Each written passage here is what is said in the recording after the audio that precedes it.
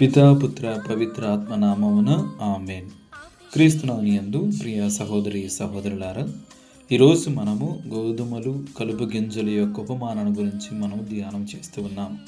మత్తయి సువార్త 13వ అధ్యాయము 24వ వచనం నుంచి 30వ వచనం వరకు ఉన్నటువంటి వాక్యాలను ధ్యానాంశముగా మార్చుకొని కొంతసేపు దేవుని యొక్క వాక్యాన్ని ధ్యానం చేద్దాం. ఈ ఉపమానము మన యొక్క విశ్వాస జీవితానికి ఎంతో గొప్ప ఆధ్యాత్మిక సందేశాన్ని అందిస్తుంది. మొట్టమొదటిగా, ఈ లోకములో మంచి మరియు చెడు రెండు కలిసి ఉంటాయన్న వాస్తవాన్ని ఇది మనకు గుర్తు చేస్తుంది.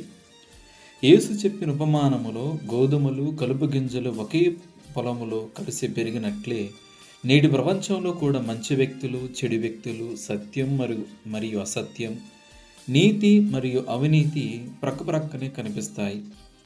మన విశ్వాస ప్రయాణంలో ఎన్నో అబద్ధ బోధనలు, తప్పుడు సిద్ధాంతాలు, ప్రలోభాలు, పాపానికి దారితీసే ఆకర్షణలు మనలను చుట్టుముడుతుంటాయి. కొన్ని సందర్భాలలో చెడు మంచి రూపంలో కనిపించవచ్చు. అందువల్ల ప్రతి విషయాన్ని వివేచన జ్ఞానం కలిగి ఉండాలి. దేవుని వాక్యాన్ని, సంఘ బోధనను, ప్రార్థనను ఆధారంగా చేసుకుని ఏది సత్యమో ఏది అసత్యమో తెలుసుకునే ప్రయత్నం మనం చేయాలి. ఈ ఉపమానం మనకు మరో ముఖ్యమైన విషయాన్ని కూడా నేర్పుతుంది. ప్రపంచంలో చెడు ఉన్నందున మనం నిరాశ చెందకూడదు, లేదా దేవుడు మన పక్షమున లేరు అని అనుకోకూడదు. దేవుడు తన సమయానికి న్యాయమైన తీర్పునిస్తారు. ఆయన సహనము చూపిస్తారు. ఎందుకంటే ప్రతి పాపికి మారు మనసు పొందే అవకాశము ఇవ్వాలనుకుంటాడు. కాబట్టి మనం ఇతరులను త్వరగా తీర్పు తీర్చకుండా వారి మార్పు కోసం ప్రార్థించాలి. అదే సమయంలో మనం మన జీవితాన్ని కూడా పరిశీలించుకోవాలి. నా హృదయంలో గోధుమల వలె మంచి గుణాలు పెరుగుతున్నాయా, లేక కలుపు మొక్కల వలె అసూయ, ద్వేషం, స్వార్థం, అహంకారము, పాపపు అలవాట్లు పెరుగుతున్నాయా అనే ప్రశ్నను మనము తరచుగా మన యొక్క ఆధ్యాత్మిక జీవితాన్ని పరిశీలించుకొని ప్రశ్నించుకోవాలి. పవిత్రాత్మ సహాయంతో మన హృదయంలోని కలుపును తొలగిస్తూ క్రీస్తు పోలికలో ఎదగడానికి నిరంతరము ప్రయత్నం చేయాలి. ఈ రోజు మనం చదివినటువంటి ఉపమానం మనను 4 రకాలైనటువంటి విశ్వాసములో స్థిరముగా ఉండడానికి, దేవుని చిత్తానుసారం ప్రవర్తనను మన యొక్క ఆధ్యాత్మిక జీవితానికి, లోకములో ప్రలోభాలకు లొంగిపోకుండా ప్రేమ, క్షమ, పవిత్రత, న్యాయం మరియు దయతో కూడిన జీవితాన్ని గడపాలి. అప్పుడు మనం దేవుని రాజ్యములో ఫలవంతమైన గోధుమల వలె ఆయన మహిమను ప్రతిబింబిస్తూ చివరికి ఆయన నిత్య రాజ్యములో స్థానము పొందగలుగుతాము. మనం ఇంకా లోతుగా ధ్యానం చేసినట్లయితే పునీత పౌలు గారు తెస్సలోనిక ప్రజలకు రాసినటువంటి మొదటి లేఖలో 5వ అధ్యాయము 21, 22 వచనము, లూకాసు వార్త 6వ అధ్యాయం 37 వచనము, పునీత పౌలు గారు గలతీలకు రాసిన లేఖ 5వ అధ్యాయము 22, 23 వచనాలు మనం చదివినట్లయితే ఇంకా లోతుగా అర్థం చేసుకోవచ్చు. రెండవదిగా, ఈ ఉపమానం మనకు ఓర్పు, సహనం కలిగి ఉండాలని మనకు బోధిస్తుంది. యజమాని కలుపు మొక్కలను వెంటనే పీకివేయకుండా పంట కోత వరకు గోధుమలతో కలిసి పెరగనివ్వడం ద్వారా దేవుని సమయం ఎల్లప్పుడూ పరిపూర్ణమైనదని యేసు మనకు తెలియజేస్తున్నారు. మన దృష్టిలో వెంటనే శిక్షించాల్సిన వారు ఉన్నట్లుగా అనిపించినా దేవుడు తన అపారమైన జ్ఞానముతో, ప్రేమతో మరియు సహనముతో వ్యవహరిస్తాడు. దేవుడు ప్రతి వ్యక్తి హృదయాన్ని తెలుసుకుంటాడు. ఎవరిలో మార్పు సంభవిస్తుందో, ఎవరు పశ్చాత్తాపడతారో ఆయనకు తెలుసు. అందువల్ల ఆయన తొందరపడి తీర్పు ఇవ్వడు. ప్రతి ఒక్కరి మారు మనసును పొందడానికి అవకాశం ఇస్తారు. చివరికి ఆయన నిర్ణయించిన సమయంలో సంపూర్ణమైన న్యాయాన్ని స్థాపిస్తారు. అందుచేత మన బాధ్యత ఇతరులను తీర్పు తీర్చడం కాదు, ప్రార్థనలో స్థిరముగా ఉండటం, విశ్వాసంలో నిలకడగా ఉండటం, ఓర్పుతో దేవుని కార్యాన్ని ఎదురు చూడడం. మన జీవితాల్లోనూ సమాజంలోనూ దేవుడు తన చిత్తాన్ని నెరవేర్చేలా ఆయనకు సహకరించే ఒక ప్రత్యేకమైనటువంటి జీవన విధానాన్ని మనము అలవరుచుకొని జీవించాలి. పునీత పౌలు గారు రోమిలికి రాసిన లేఖ 2వ అధ్యాయం 4వ వచనము, లూకాసు వార్త 19వ అధ్యాయము, అదే విధముగా కీర్తన గ్రంథము 27వ అధ్యాయం 14వ వచనము, కీర్తన గ్రంథము 37వ అధ్యాయం 7వ వచనము, ఈ వాక్యాలను చదివినట్లయితే ఇంకా లోతుగా మనము ఈ యొక్క విషయాన్ని గురించి మనం తెలుసుకొనవచ్చు. మూడవదిగా, ఈ ఉపమానము మన వ్యక్తిగత ఆధ్యాత్మిక ఎదుగుదలను కూడా లోతుగా పరిశీలించమని ఆహ్వానిస్తుంది. యేసు శిష్యులమని చెప్పుకోవడం మాత్రమే సరిపోదు. మన హృదయంలో గోధుమల వలె మంచి గుణాలు పెరుగుతున్నాయనే ప్రశ్న మనం వేసుకోవాలి. దేవునితో మన సంబంధం ప్రతిరోజు మరింత బలపడుతుందా? ప్రార్థన, దేవుని పూజ, దేవుని యొక్క వాక్యం చదవడం ద్వారా, దేవుని యొక్క వాక్యాన్ని ధ్యానం చేయటము, పాటించడం ద్వారా, దివ్య సంస్కారాల ద్వారా మన విశ్వాసాన్ని పోషిస్తున్నామని ఒకసారి ఆత్మపరిశీలన చేసుకోవాలి.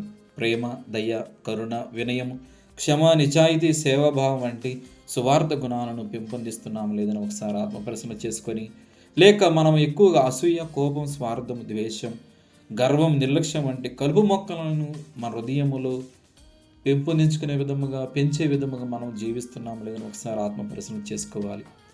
ఈ ఉపమానం మనకు స్పష్టముగా గుర్తు చేస్తుంది, మన జీవితంలోని ప్రతి నిర్ణయము, ప్రతి మాట, ప్రతి కార్యము మన వ్యక్తిగత పవిత్రతను మాత్రమే కాకుండా కుటుంబాన్ని, సంఘాన్ని, సమాజాన్ని కూడా ప్రభావితం చేస్తుంది.